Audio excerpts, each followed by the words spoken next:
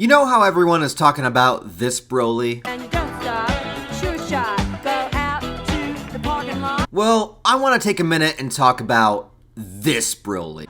Fab Five Freddy told me everybody's fly. DJ spinning, I said my. Back before Dragon Ball Super, in the original run of Dragon Ball Z, in my old man era of anime, BROLY was one of the most exaggerated and memed characters of all time. In fact, he still is.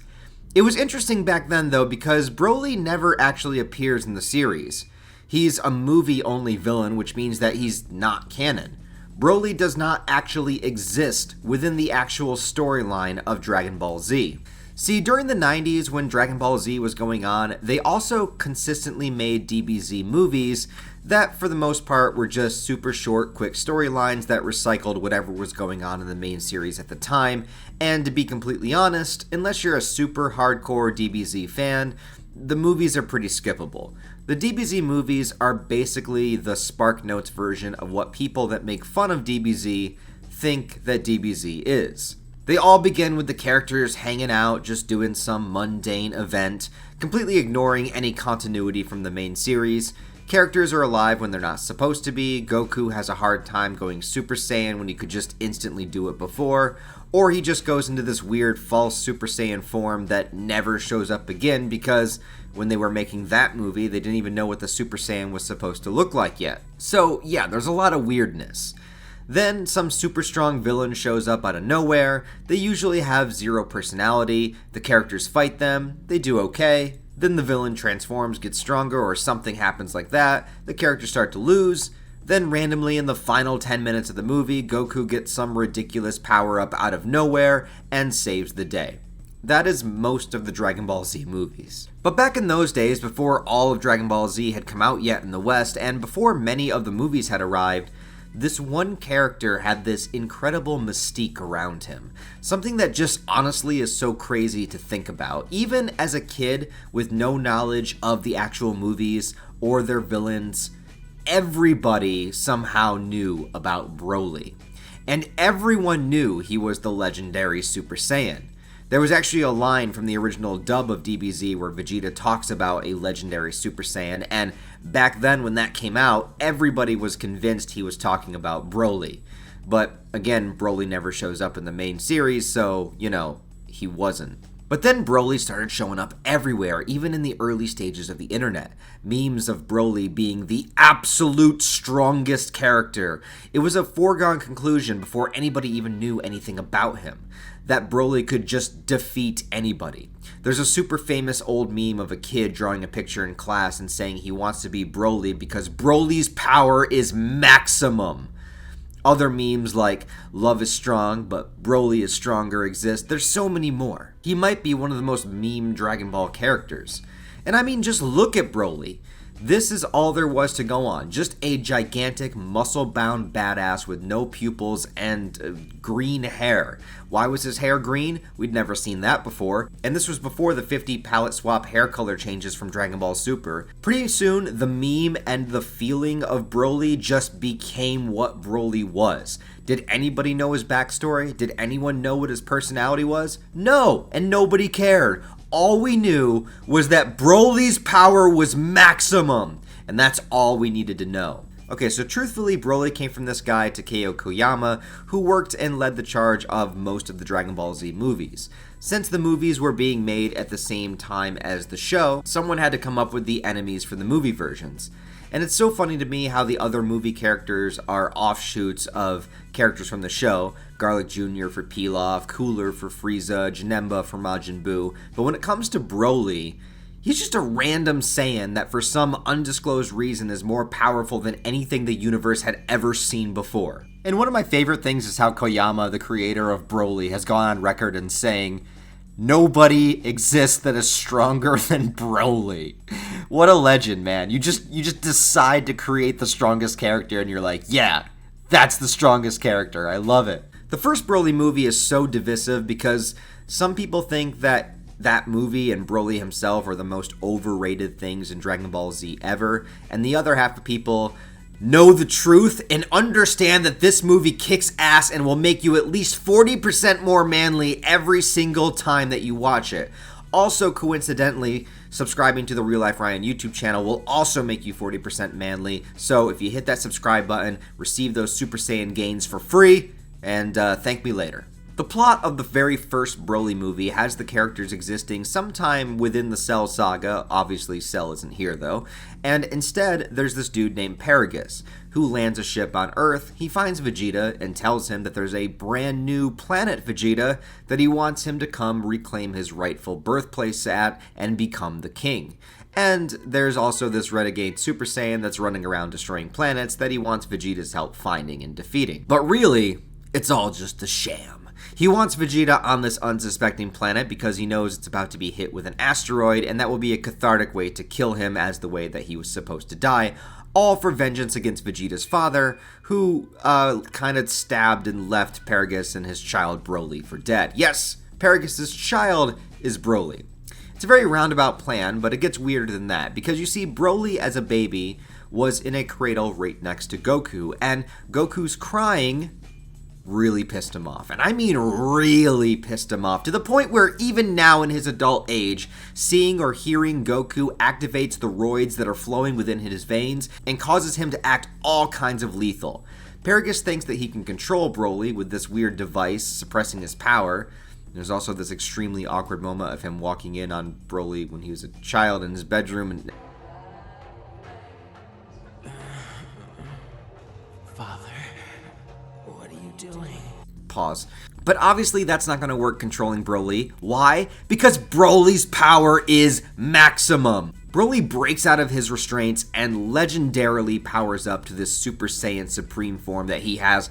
And not only that, but we also see that back in the early 2000s, when this movie was released, in the English version anyways, they saw how incredibly hardcore and masculine Broly was, and they thought, you know what? This Japanese soundtrack is not maximum enough. Instead, we need some motherfucking Pantera up in this bitch.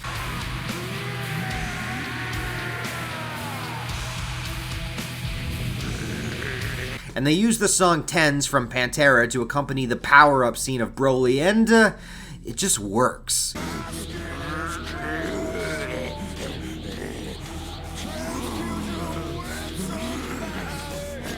A lot of the movies from this time period would just throw in current popular metal band songs, Disturbed, Deftones, Drowning Pool, you know, that whole early 2000s rock era of music, and that's what served basically as the backdrop to a lot of the DBZ movies. And you know what?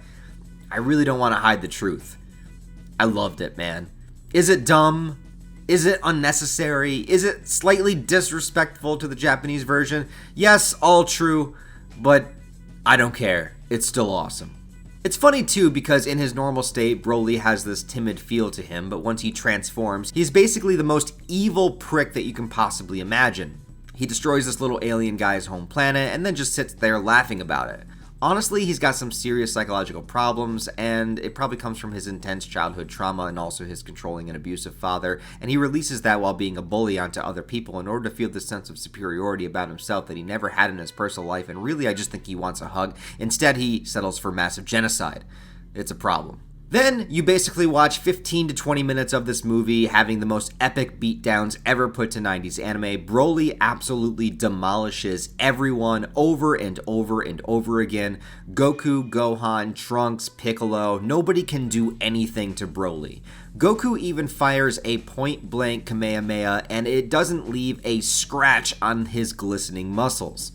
Broly's top right ab is bigger than Goku's entire face, and also, we gotta talk about Vegeta. Normally, the most hot-headed and arrogant character actually finds himself too terrified to even fight Broly.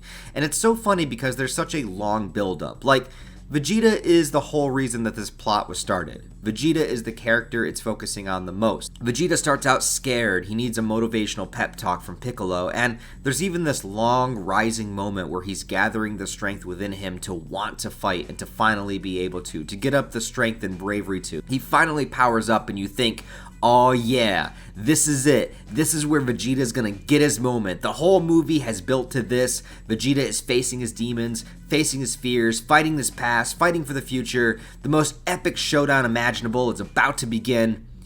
And then Vegeta gets clapped in like 30 seconds and doesn't fight again for the rest of the movie. I mean, that's life, I guess. But then you also have this conundrum. See, the movies aren't meant to have this whole long story arc, so you spend this entire film building up the idea that Broly is so unbelievably strong, then how do you end it? You can't have Broly kill everyone, and you also need to kill Broly. And honestly, the preposterously stupid way that they end this movie might be the best thing about it. All of them fighting together couldn't stand a chance, but if they all give their energy to Goku, not in a spirit bomb, but just like have Goku absorb their energy, and especially Vegeta, see, we give him something important to do, kinda. Well, then and only then can Goku one-shot gut punch Broly so hard he basically explodes alongside the entire planet.